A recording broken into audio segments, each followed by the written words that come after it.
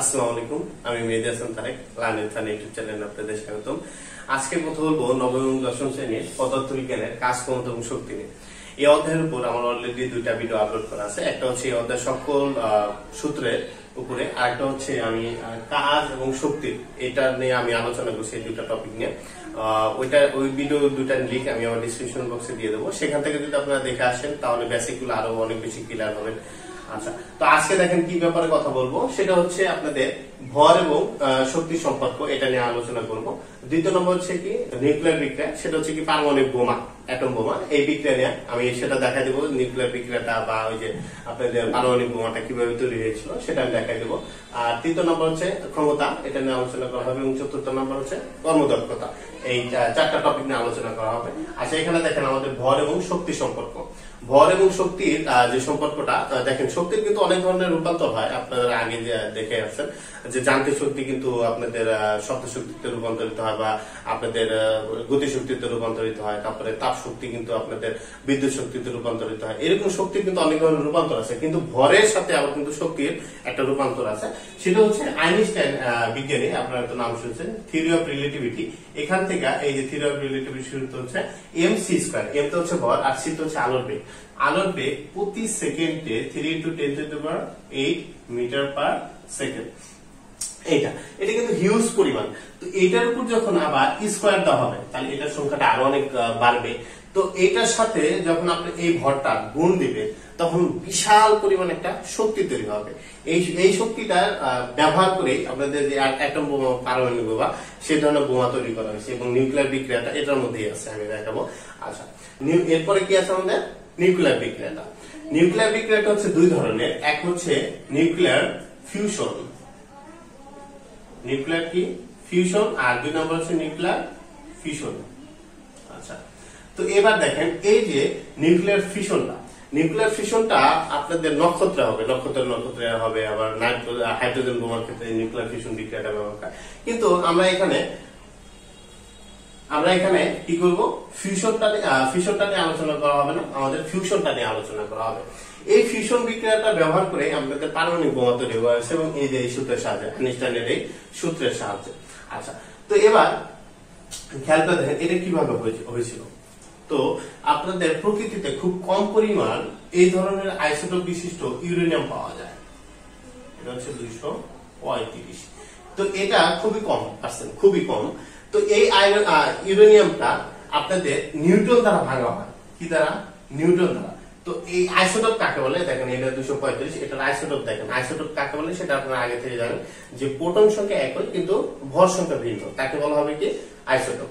আচ্ছা, তো এবার এই যে নিউট্রনটা, এই নিউট্রন দ্বারা এই ইউরেনিয়ামকে ভাঙা হবে। ইউরেনিয়ামকে যখন সে ভাঙবে তখন দুইটা ধরনের মৌল তৈরি হবে। একটা হচ্ছে ক্রিপ্টন, যেটা আপনাদের 36, আর এখন হচ্ছে দেখেন আপনাদের রসায়ন বইয়ে কিন্তু আপনাদের এটা 36, আর এখানে দেওয়া ছিল কি 84 অরিজিনাল যেটা, কিন্তু না, এটার আরেকটা আইসোটোপ বিশিষ্ট যেটা ভর আছে সেটা হচ্ছে আপনাদের 92। আর এখানে তৈরি হবে বেরিয়াম, কিন্তু আরেকটা আছে বিই, এটাতে কিন্তু বেরিলিয়াম বোঝায়। আচ্ছা, এটা না কিন্তু।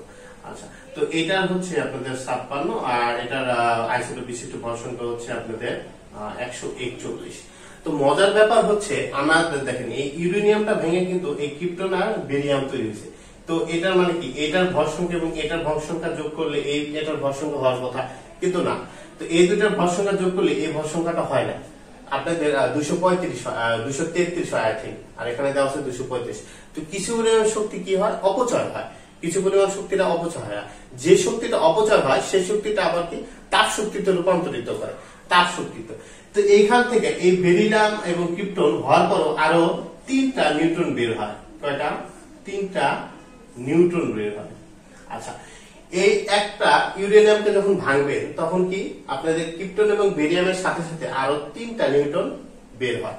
আচ্ছা, তো যখন আপনি অ্যাটম বোমা বা পারমাণবিক বোমা বানাতে যাবেন তখন তো একটা ইউরেনিয়াম নেবেন, হাজার হাজার কোটি কোটি কিন্তু মিলিয়ন ইউরেনিয়াম নেবেন।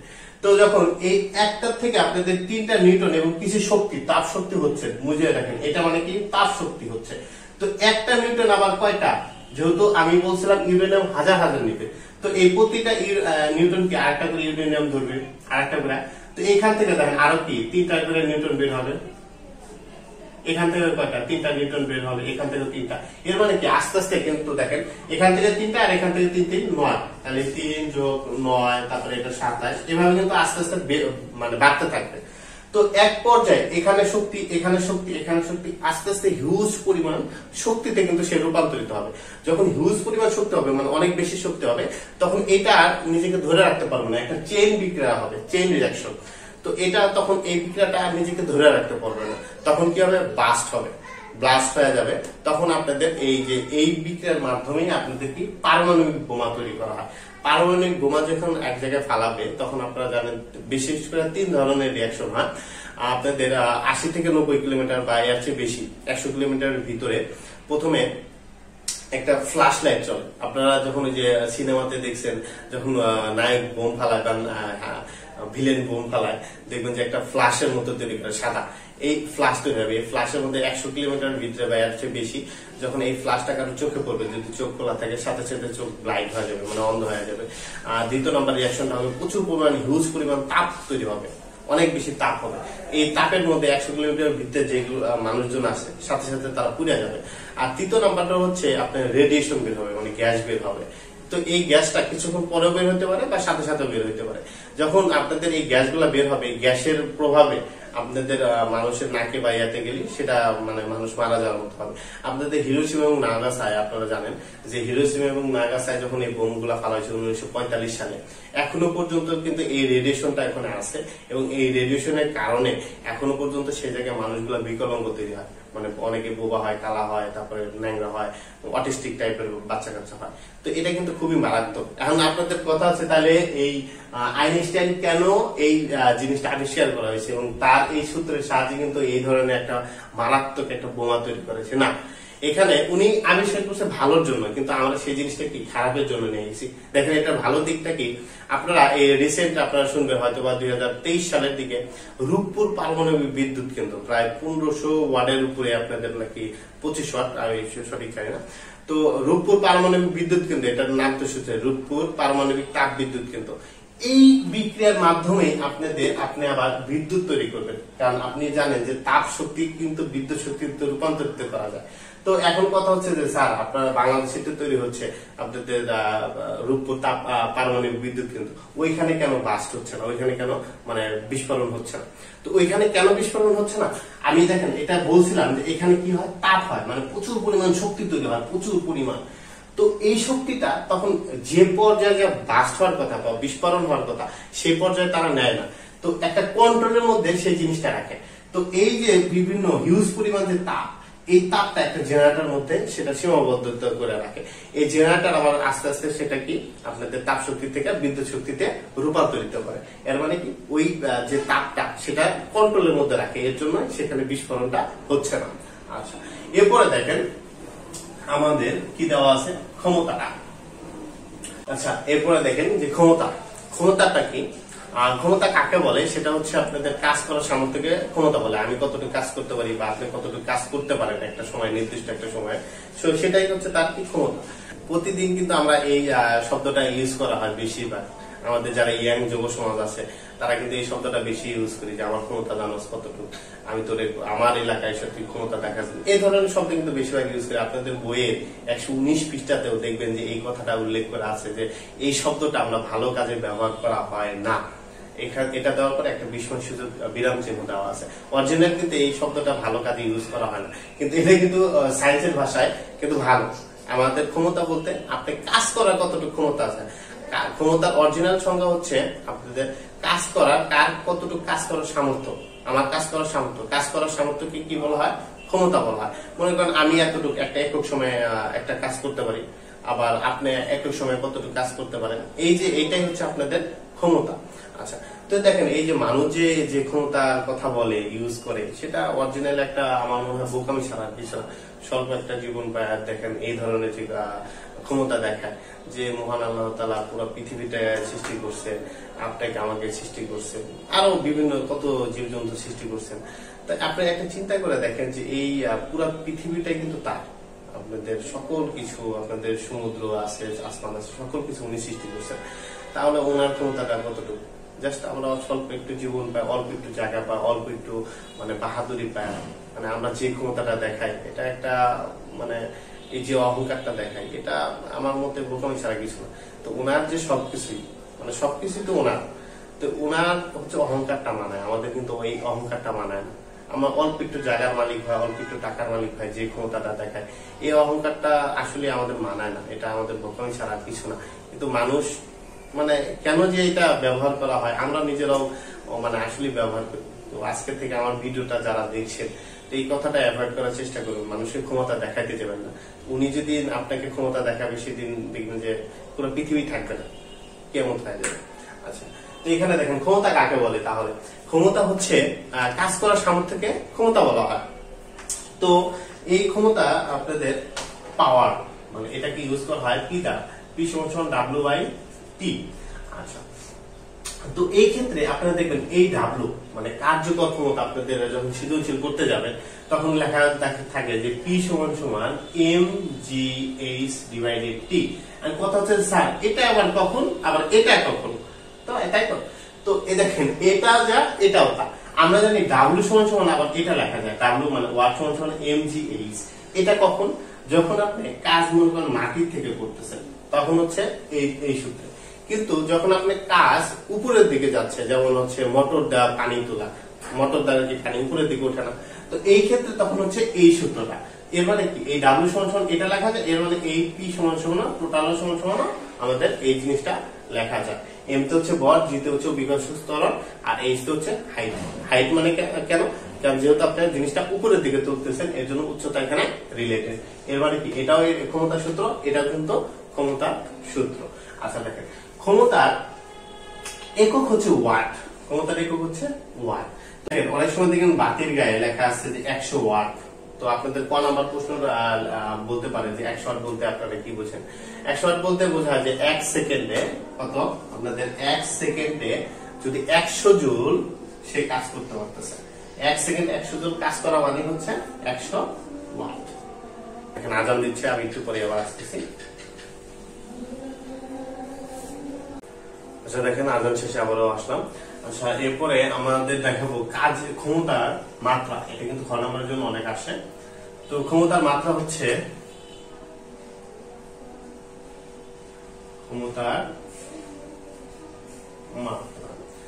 তো দেখেন এটা সিম্পল ভাবে আপনারা যদি চিন্তা করেন ক্ষমতা সমান সমান আমি জানি কি পি পাওয়ার সমান সমান ডাব্লিউ বাই টি, ডাব্লিউ তে ওয়াট, টি তে সমান। আচ্ছা তাহলে এখানে লিখবেন যে ক্ষমতা,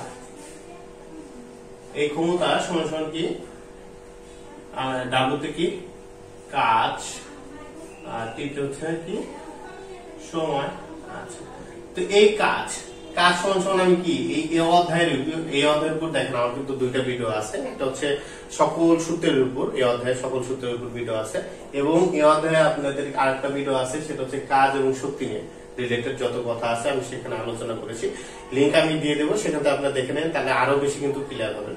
আচ্ছা এই কাজ সমান সমান আমি আবার কি জানতাম ডাব্লিউ সমান সমান এফ এস, এর মানে কি এফ তে বল, এস তে হচ্ছে সরণ, তাহলে কাজ সমান সমান আমি লিখতে পারি কি বল গুণন সরণ। আচ্ছা আর এখানে নিচে কি ছিল আমাদের সময়। আচ্ছা এরপর দেখেন এই বল মানে এই এফটা, এফ সমান সমান আমি কি লিখতে পারি, আমি তৃতীয় অধ্যায়ে দেখেন দিয়েছিলাম যে এফ সমান সমান কি আপনারা জানেন এম এ, এম তে কি ভর, এ তে হচ্ছে ত্বরণ, তাহলে এই বল সমান সমান আমি আবার কি লিখতে পারি ভর গুণন ত্বরণ, আর এখানে কি সরণ, সরণে থাকলো। আচ্ছা আর নিচে কি আমাদের, নিচে হচ্ছে আমাদের কি সময়। আচ্ছা তো এবার দেখেন এই যে ত্বরণ, এই ত্বরণ সমান সমান আমার লেখা যায় সরণ ডিভাইডেড সময় স্কয়ার, সরণ ডিভাইডেড কি সময় স্কয়ার। তো এখানে দেখেন ভর আমি ভর রাখলাম, আর এই ত্বরণ সমান সমান লেখা যায় কি সরণ ডিভাইডেড আমাদের কি সময় স্কয়ার, গুণন আবার কি আছে আমাদের এই সরণ, সরণে থাকলো, আর নিচে কি আমাদের সময়। দেখেন এই জিনিসটাকে যখন আমি এবার উল্টায় দিই, একটু পরে আমি দেখেন উল্টাচ্ছি, এই সরণ আর সরণ যেহেতু সরণের নিচে মনে মনে ওয়ান আছে, তাহলে সরণ আর সরণ গুণন দিলে কি হবে আমাদের সরণ স্কয়ার, আর এখানে কি আমাদের সময় স্কয়ার, আর নিচে কি থাকলো সময়। আচ্ছা এই সময় যখন এটাকে উল্টায় দেবো তখন এই সময়ের সাথে গুণন হবে না, কারণ এটা নিচে কোনো 1 আছে দেখেন। তাহলে এটা সমান আমি লিখতে পারি ভর গুণন সরণ স্কয়ার। আমি একটু বিস্তারিত করে দেখাচ্ছি যাতে আপনারা বুঝেন। সময় সরণ স্কয়ার আর সময় গুণন দিলে কি হবে সময় কিউব। আচ্ছা এবার দেখেন, এবার জাস্ট এটা ইয়াটা লিখে দেই। ভরকে প্রকাশ করা হয় m দ্বারা, সরণকে প্রকাশ করা হয় কি দ্বারা আপনাদের m দ্বারা। তাহলে এর উপর স্কয়ার আছে দিলাম, সময়ের উপর কিউব আছে, সময়কে প্রকাশ করা হয় কি দ্বারা। তাহলে এটাকে লেখা যায় কি m এর স্কয়ার কি। এটাকে যখন উপরে তুলে দেবো যেহেতু ভাগ আছে এটা কি হয়ে যাবে মাইনাস হয়ে যাবে। তাহলে এটা হচ্ছে আমাদের কি ক্ষমতার মাত্রা। দেখেন ক্ষমতার মাত্রা তাহলে কি m l square t inverse 3, এটা হচ্ছে ক্ষমতার মাত্রা এবং এটা কিন্তু খ নম্বরের জন্য আসে। আচ্ছা এরপরে দেখেন আমাদের যেটা আছে সেটা হচ্ছে কি কর্মদক্ষতা। কর্মদক্ষতা এটাকে প্রকাশ করা হয় ইটা দ্বারা, মানে n এই n কে জাস্ট একটু দেখাই দিবেন নিচের দিকে। এই ইটা সমান সমান দেখেন লব্ধ কার্যকর শক্তি ডিভাইডেড হচ্ছে আমাদের মোট প্রদত্ত শক্তি।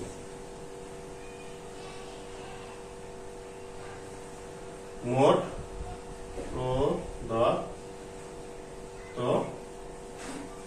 প্রদত্ত শক্তি। আচ্ছা দেখেন এটা হচ্ছে সূত্র এবং এটা হচ্ছে আমাদের 100। এটা সমান কি লিখতে পারি যে লব্ধ কার্যকর শক্তি আর মোট প্রদত্ত শক্তি গুণন 100%। আচ্ছা এবার দেখেন এই যে কার্যকর ক্ষমতা, এটা বলতে আপনারা কি বুঝবেন? কার্য মানে কি কাজ, ক্ষমতা মানে কি ক্ষমতা, কতটুকু কাজ করা যে ক্ষমতাটা সেটা। তো এবার আপনারা সিম্পলি চিন্তা করেন, আপনি একটা বাল্ব নিছেন, তো বাল্ব হচ্ছে 100 ওয়াটের একটা বাল্ব। তো বাল্ব নিলে আপনি সাধারণত কি চাবেন, মানে কতটুকু সে আলো দিতে পারে বাল্ব। তো এবার দেখেন এই বাল্ব আপনাদের এই বাল্ব 100 ওয়াটের বাল্বটা 80 জুল সে কি দিতেছে আলো দিচ্ছে, আর 20 জুল আপনাকে সে কি দেবে তাপ দেবে। তো যেহেতু বাল্ব আপনি আলোর সাথে সাথে তাপ দেয়, যেহেতু আপনার বাল্বে যদি আপনার হাত দেন দেখবেন যে তাপ অনুভব করবেন। এই আপনি কিন্তু শুধু আলো চাচ্ছিলেন, সে কিন্তু আলোর সাথে সাথে আপনাকে কি দিচ্ছে কিছু তাপ দিচ্ছে। তো এই যে তাপটা এটা কিন্তু আপনি চান নাই কিন্তু সে কি দিচ্ছে। এটার মানে হচ্ছে পৃথিবীতে কোনো ধরনের ইঞ্জিন নাই যেটা আপনাকে 100% ফিডব্যাক দেবে। মানে আপনি 100% তাকে দিচ্ছেন, মানে 100 দিচ্ছেন, আপনাকে সে রিটার্ন আবার 100 দেবে, এই ধরনের কোনো পৃথিবীতে ইঞ্জিন নেই। অবশ্যই সেই ইঞ্জিনটা কিছু না কিছু শক্তি অপচয় করে ফেলবে। এইখানে যে এই যে সে মানে লাইটটা বা বাল্বটা যে তাপ তৈরি করছে, আপনার যেহেতু তাপ চাপ নেই, এটা হচ্ছে তার অপচয় শক্তি। এটা কি তার অপচয় শক্তি। আচ্ছা তো এবার দেখেন পৃথিবীতে কেন এটাই হবে না, ধরুন বিভিন্ন আপনি ইঞ্জিনের কথা যদি চিন্তা করেন, যে আপনাদের মোটর গাড়ি, সাপোজ মোটর গাড়িতে যে ইঞ্জিন থাকে, এই ইঞ্জিনটা আপনি জাস্ট পাওয়ার চাইছিলেন যে সে কতটুকু জোরে যেতে পারবে। সে যখন ইঞ্জিনটা স্টার্ট করবে দেখবেন যে সেই ইঞ্জিনটা অবশ্যই গরম হয়, মানে সে তাপ শক্তি কিছু অপচয় করতেছে। আবার যখন সে চলতে থাকে তখন কিন্তু সে শব্দ তৈরি করে এবং সে তাপ এবং শব্দ আরো বিভিন্ন ধরনের শক্তি মানে রূপান্তরিত হয়। আপনি জাস্ট কিন্তু পাওয়ার চাইছিলেন, কিন্তু সেই ইঞ্জিনটা আপনাকে কি পাওয়ার দিচ্ছে, কিন্তু সাথে সাথে কিন্তু কিছু শক্তি অপচয় করে ফেলতেছে। তার শক্তি মানে তাপ শক্তি তৈরি করতেছে আর কি শব্দ শক্তি তৈরি করতেছে। যেহেতু শব্দ তৈরি করতেছে অবশ্যই তার কি কিছু পাওয়ার কি তার অপচয় হচ্ছে। তো এই ক্ষেত্রে আমি এর জন্য কর্মদক্ষতা কোন সময় 100% হয় না। কোন কর্মদক্ষতা কি কোন সময় 100% হবে না। অবশ্যই কিছু না কিছু শক্তি সে অন্য যে কোনো কাজে অপচয় করে ফেলবে। এর জন্য আপনাদের দেখেন মাঝে মাঝে যদি 80% কর্মদক্ষতা, এটা মানে হচ্ছে আপনাকে সেই 100 ভাগের মধ্যে সে 80 ভাগ ফিডব্যাক দিতে পারবে। তো এই যে লব্ধ কার্যকর শক্তি, এটাকে পাওয়ার অফ আউটপুট, এখানে আমি লিখে দিই পাওয়ার অফ আউটপুট, আর এই যে প্রদত্ত ক্ষমতা এটাকে বলা হয় পাওয়ার অফ ইনপুট। তো পাওয়ার অফ আউটপুটটা কি এবার খুব খেয়াল করে দেখেন, এখান থেকে আমি বুঝিয়ে দিচ্ছি। এই ইঞ্জিনের ক্ষমতাটা 100, তাহলে এটা হচ্ছে আপনাদের প্রদত্ত শক্তি, কিন্তু সে আপনাকে আলো দিচ্ছে, মানে সে আপনাকে ফিডব্যাক দিতেছে কতটুকু 80। এইটা হচ্ছে তার পাওয়ার অফ আউটপুট, মানে সে ওই ইঞ্জিনটা আপনাকে কতটুকু দিচ্ছে সেটা হচ্ছে পাওয়ার অফ আউটপুট, মানে লব্ধ কার্যকর শক্তি। কিন্তু আপনাদের বইয়ে দেখবেন যে এই জিনিসটাকে একটু ঘুরে পেছে আপনাদের এইভাবে বলছে যে এই ইটা মানে কর্মদক্ষতা, এটা সমান সমান বলছে কাজের পরিমাপ, কাজের পরিমাপ ডিভাইডেড হচ্ছে মোট শক্তি। আচ্ছা, তো এইখানে আবার লেখছে হচ্ছে কাজের পরিমাপ হচ্ছে মোট শক্তি মাইনাস অপচয় শক্তি।